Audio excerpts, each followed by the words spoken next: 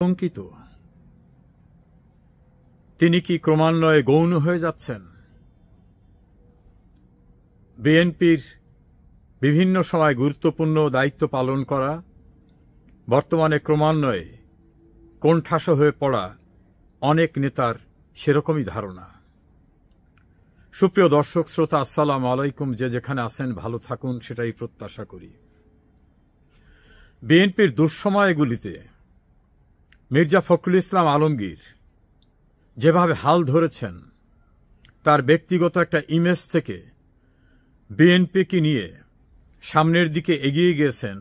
যখন বেগম খালেদা জিয়া কারাগারে, তার পুত্র তারেক রহমান প্রবাসে, এই জাতীয় ক্রাইসিসে সংস্কারপন্থীদের সঙ্গে মোকাবেলা করা, ক্ষমতাসীন আওয়ামী লীগের বিভিন্ন কর্মসূচির বিপরীতে উজান বইতে গিয়ে মির্জা ফখরুল ইসলাম আলমগীরকে অনেক প্রতিকূলতা মোকাবেলা করতে হয়েছে।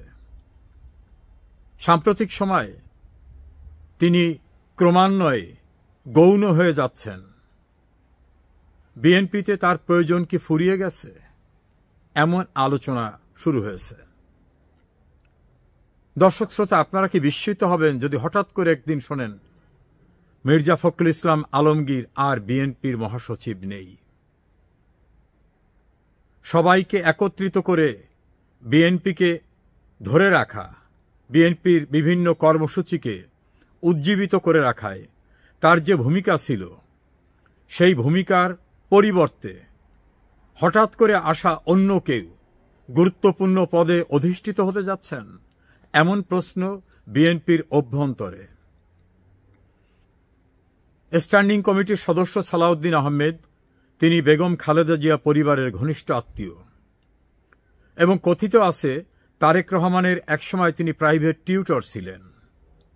সব মিলে তার স্মার্টনেস, তার লেখাপড়া, তার ব্যুরোক্রেসিতে চাকরি করা, প্রতিমন্ত্রী হিসাবে দায়িত্ব পালন করা এবং জিয়া পরিবারের সঙ্গে তার ঘনিষ্ঠতার কারণে তিনি এখন বিএনপিতে খালেদা জিয়া পরিবারের মোস্ট ট্রাস্টেড, সবচেয়ে আস্থা এবং বিশ্বস্ত ব্যক্তিতে পরিণত হয়েছেন।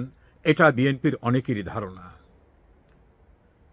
তাদের কারু কারু মতে যে প্রতিকূল পরিবেশ মির্জা ফখরুল ইসলাম আলমগীরকে মোকাবেলা করতে হয়েছে রাজনীতির আন্দোলন সংগ্রামে, ক্ষমতাসীন আওয়ামী লীগের দীর্ঘ শাসনের সময়ে, তখন তার চেয়ে গুরুত্বপূর্ণ ভূমিকা পালন করা অন্য কেউ ছিল না। সালাউদ্দিন আহমেদ বিদেশে ছিলেন, বেগম খালেদা জিয়া কারাগারে, তারেক রহমান প্রবাসে, আর দলের ভিতরে সংস্কারপন্থীদের নানা রকম আলাপ আলোচনা, বিভিন্ন রকম ভূমিকা ছিল। এর মধ্য থেকেও বিএনপিকে ধরে রাখা, বিএনপিকে তার আন্দোলন গতি প্রকৃতিতে স্রোতের সঙ্গে রাখার জন্য নেতৃত্ব দেওয়ার ভিতর থেকে মির্জা ফখরুল ইসলাম আলমগীর একটা স্বতন্ত্র অবস্থান গড়ে তুলেছিলেন। সজ্জন হিসাবে রাজনীতিতে কখনো অনাকাঙ্ক্ষিত শব্দ ব্যবহার না করা, গ্রুপিংয়ের ভিতর সম্পৃক্ত না হওয়া, এরকম অনেকগুলো বৈশিষ্ট্য নিয়ে বিএনপির নেতাকর্মীরা বলছেন যে মির্জা ফখরুল ইসলাম আলমগীর বিএনপির জন্য একটি বড় ধরনের অ্যাসেট। কিন্তু সাম্প্রতিক সময়ে যে কোনো গুরুত্বপূর্ণ বৈঠকে, প্রধান উপদেষ্টার দপ্তরে, সংস্কার কমিশনে বিএনপির বিভিন্ন নৈতিক এবং নীতিমালা সংক্রান্ত কথা বলায় মুখ্য ভূমিকায় দেখা যায় সালাউদ্দিন আহমেদকে, এবং তিনি খুব স্মার্টলি কথা বলেন। তাহলে মির্জা ফখরুল ইসলাম আলমগীরের প্রয়োজন কি ফুরিয়ে গেছে? যে কোনো সময় কি তার চলে যাওয়া এখন শুধুমাত্র আনুষ্ঠানিকতার বাকি? সম্প্রতি তিনি ডক্টর মোহাম্মদ ইউনূসের কথা শুনে জিয়াউর রহমানের কথা মনে করেছেন। এটা নিয়ে দলের অভ্যন্তরে মিশ্র প্রতিক্রিয়া। জিয়াউর রহমানকে তারা মনে করেন অনেক গুণে গুণান্বিত, তার কাছাকাছিও কোথাও নেই ডক্টর মোহাম্মদ ইউনূস। হঠাৎ করে মির্জা ফখরুল ইসলাম আলমগীর জিয়াউর রহমানের সঙ্গে তুলনা করতে গেলেন কেন? একজন সুদ ব্যবসায়ী, অনির্বাচিত এবং দেশের জন্য যার কোনো কন্ট্রিবিউশন নাই, তাকে। জিয়াউর রহমান তো মুক্তিযুদ্ধে ছিলেন, সেনাবাহিনীর গুরুত্বপূর্ণ দায়িত্বে ছিলেন, সেনাপ্রধান ছিলেন, রাষ্ট্রপতি ছিলেন। তার বক্তব্য এবং ইউনূসের অতীত সব মিলে সেটা কি সুখকর ছিল? অনেকের ধারণা নানাভাবে এখন আতঙ্কিত মির্জা ফখরুল ইসলাম আলমগীর। ভারতের একটি পত্রিকায় তার সাক্ষাৎকার প্রকাশিত হওয়ার পরে তাকে আরও বিব্রত হতে হয়েছে। তিনি বলেছেন এই সাক্ষাৎকারই দেননি, সংশ্লিষ্ট সাংবাদিক বলছেন তার কাছে অডিও আছে। বিএনপির কেউ কেউ বলছেন তার সঙ্গে দেখাই হয়নি, ওই সাংবাদিক ছবিটি প্রকাশ করেছেন তার সঙ্গে। কেউ কেউ বলছেন যে উনি যে সাক্ষাৎকার দিয়েছেন সেটাকে সেভাবে না, ন্যারেটিভটা অন্যভাবে উপস্থাপন করা হয়েছে, অর্থাৎ বিষয়টাকে লেজে গোবরে জড়িয়ে ফেলা হচ্ছে।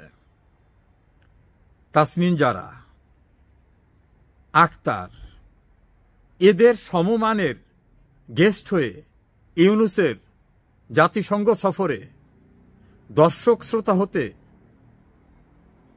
মির্জা ফখরুল ইসলাম আলমগীর কি প্রস্তুত ছিলেন, নাকি তাকে হুকুম তামিল করতে হয়েছে যাতে নিউ ইয়র্কে গিয়ে ডক্টর ইউনূস নতুন কোনো কনস্পিরেসি না করতে পারে, বিএনপির বাইরে গিয়ে কারোর সঙ্গে কোনো জোট করতে না পারে, বা অন্য কোনো পলিসি মেক আউট করতে না পারে, সেটাকে ডিলিজেন্টলি ওয়াচ করতে হবে।